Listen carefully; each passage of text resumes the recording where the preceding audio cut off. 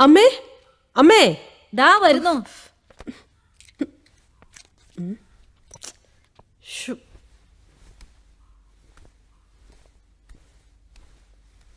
എന്താ നീ നോക്കുന്നേ? എന്റെ ഫോൺ കാണുന്നില്ലമ്മേ. എന്നും ഇങ്ങനെ തന്നെയാ, എവിടെയെങ്കിലും കൊണ്ടുവന്ന് വയ്ക്കും, എന്നിട്ട് കാണുന്നില്ല എന്നും പറഞ്ഞ് തപ്പി നടക്കും.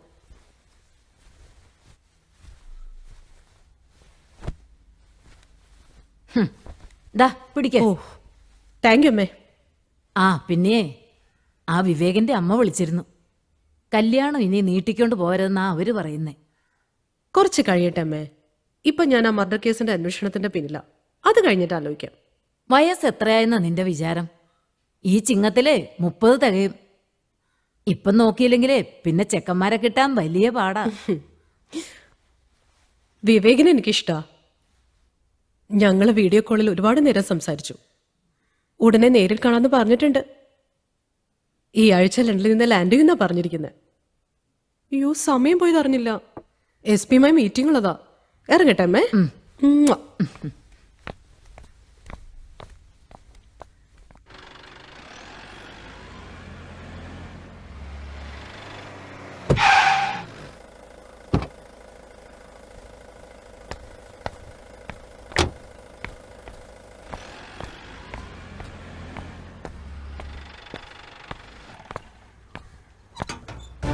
മാർട്ടിന്റെയും അഡ്വക്കേറ്റിന്റെയും കാർ പരിശോധിച്ചാലും തെളിവൊന്നും കിട്ടിയിട്ടില്ല സാർ. മാർട്ടിൻ പിടിച്ച പ്രതികൾക്ക് ആർക്കെങ്കിലും അഡ്വക്കേറ്റ് ശിക്ഷ വാങ്ങി കൊടുത്തിട്ടുണ്ടോ എന്ന് അന്വേഷിക്കണം. Yes correct. ഇരുവരുടെയും മൊബൈൽ ഹിസ്റ്ററി പരിശോധിച്ചപ്പോ ചില സംശയങ്ങൾ തോന്നിയിട്ടുണ്ട്. അഡ്വക്കേറ്റിന് കുഴപ്പമില്ല സാർ, പക്ഷെ മാർട്ടിൻ അങ്ങനെയല്ല. അദ്ദേഹത്തിന്റെ ഹിസ്റ്ററി വളരെ മോശമാണ്. ഇതൊരു സൈക്കോ ക്രൈം മർഡറായി തോന്നുന്നില്ലേ സാർ? ഈ രണ്ടുപേരെയും കണക്ട് ചെയ്യുന്ന എന്തോ ഉണ്ടെന്ന് സംശയം. ചിലപ്പോൾ അഡ്വക്കേറ്റ് സമൂഹത്തിന് മുമ്പിൽ അണിഞ്ഞിരിക്കുന്ന മാന്യതയുടെ മുഖംമൂടി ഒരു കപട മുഖംമൂടിയാണെങ്കിലോ? എന്തായാലും രാത്രികാല പെട്രോളിംഗ് എല്ലാവരും ശ്രദ്ധിക്കണം. നമ്മളെ കണ്ടുവെട്ടിച്ച് ഇനിയൊരു കൊലപാതകം കൂടി നടന്നാൽ നമ്മളെല്ലാവരും ഈ സ്ഥാനങ്ങളിൽ നിന്ന് തന്നെ തെറിക്കും. പുതിയൊരു ടീമിനെ കേസന്വേഷണം ഏൽപ്പിക്കണമെന്നാണ് ആഭ്യന്തരമന്ത്രി പറഞ്ഞിരിക്കുന്നത്. അതുകൊണ്ട് ഈ നിമിഷം മുതൽ നമ്മൾ ഓരോരുത്തരും അലർട്ടായിരിക്കണം. സാർ,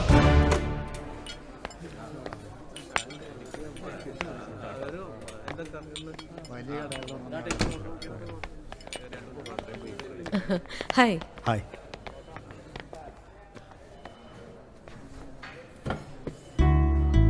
തന്നെ യൂണിഫോമിൽ നേരിട്ടൊന്ന് കാണാന്നാ വിചാരിച്ചിരുന്നത്. എന്താ ഈ വേഷത്തില്? നമ്മൾ ആദ്യമായി നേരിട്ട് കാണുന്നതല്ലേ, അതും കോഫി ഷോപ്പിൽ. അപ്പോൾ യൂണിഫോം വേണ്ടെന്ന് വിചാരിച്ചു. ആ അത് ശരിയാ. യൂണിഫോമിൽ വന്ന മറ്റുള്ളവർ കാണുമ്പോൾ എന്നെ ചോദ്യം ചെയ്യാൻ വന്ന SI ആന്ന് വിചാരിക്കും.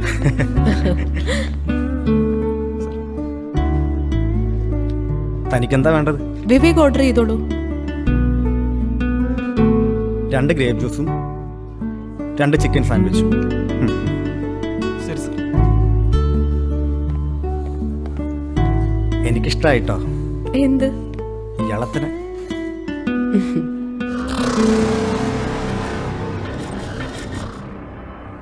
അടുത്ത ആഴ്ച തിരിച്ചു പോകാനാ ഞാൻ വന്നത്. ഇനി എന്തായാലും തന്നെ കൊണ്ടേ ഞാൻ പോകുന്നുള്ളൂ. എനിക്കിപ്പോ വരാൻ പറ്റില്ല. എന്റെ പ്രൊഫഷൻ അറിയാലോ. ഇപ്പോഴാണെങ്കിൽ വിവാദമായൊരു മർഡർ കേസിന്റെ പുറകിലും കൂടിയാ. ലീവ് എടുക്കാൻ പറ്റില്ല. എനിക്കറിയാടോ. ഞാൻ എൻ്റെ ആഗ്രഹം പറഞ്ഞു എന്നേ ഉള്ളൂ. എന്തായാലും 6 മാസം കഴിഞ്ഞ് ഞാൻ വരും. ആ സമയത്ത് താൻ എന്തായാലും 2 മാസം ലീവ് എടുക്കണം.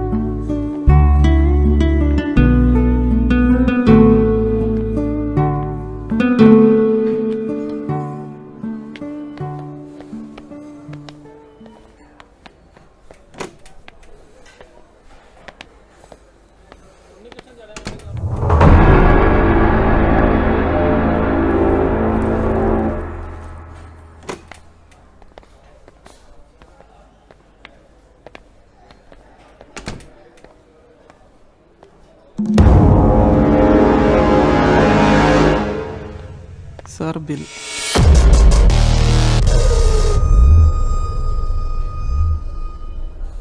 ഈ പെൻഡ്രൈവ് ഇവിടെ എങ്ങനെ വന്നു? ഇതാരെവിടെ കൊണ്ടുവന്ന് വെച്ചത്?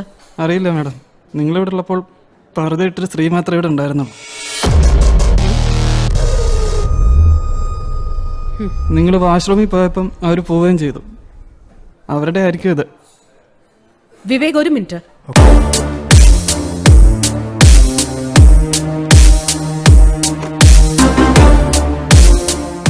ഞാൻ നോർത്ത് സ്റ്റേഷനിലെ എസ് ഐ ശ്രീജിയാണ്. എനിക്ക് നിങ്ങളുടെ CCTV ഒന്ന് പരിശോധിക്കണം. നോക്കിക്കോ മാഡം.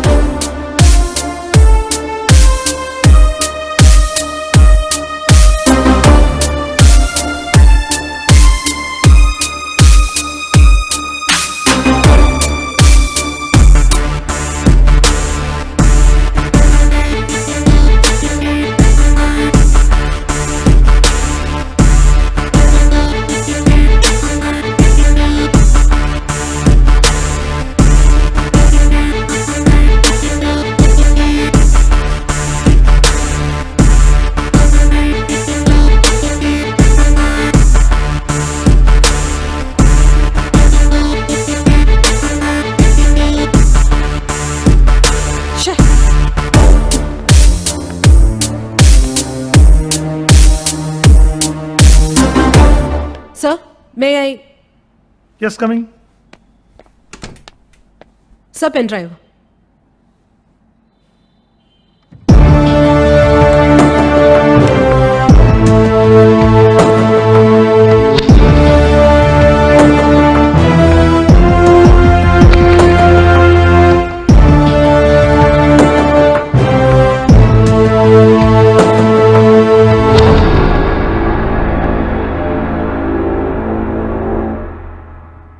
വരൂ.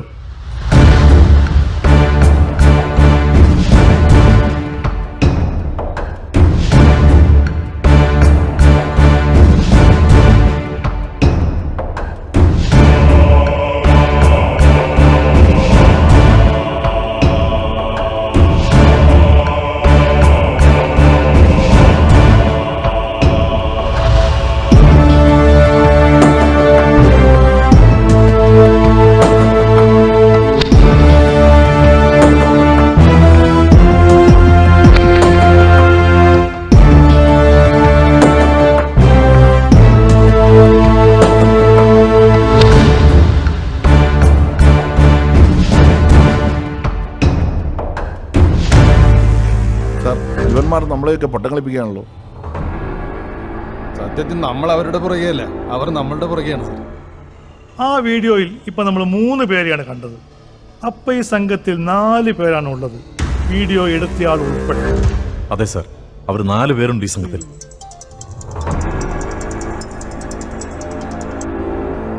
ഹലോ. മാഡം, ഞാൻ കോഫി ഷോപ്പിൽ നിന്നാ. പറയൂ. ഓട്ടോയിൽ കയറി പോകുമ്പോൾ അവർ തിരിഞ്ഞു നോക്കുന്നുണ്ട്. ആണോ? അപ്പൊ അവരുടെ മുഖം CCTV കാണാം മാഡം. ഓക്കെ, ഞാനിപ്പോ വരാം. സർ, ആ പർദ്ദയിട്ട സ്ത്രീയുടെ മുഖം CCTV കാണുന്നുണ്ട്. ഞാനൊന്ന് പോയി നോക്കിയാലോ? Yes, you carry on. Shiva, join with Har.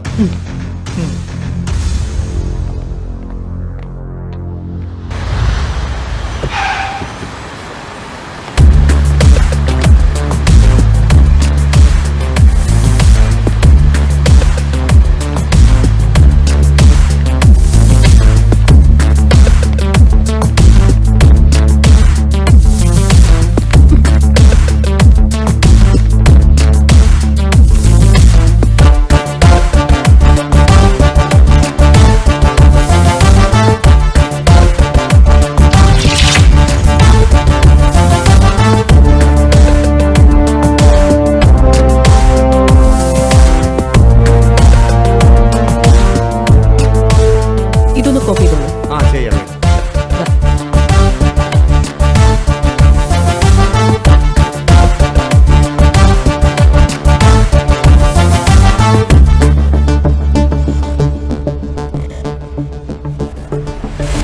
ഈ സ്ത്രീയുടെ മുഖം നമ്മൾ തിരിച്ചറിഞ്ഞു എന്നുള്ളത് പബ്ലിക്കിനെ അറിയിക്കണ്ട.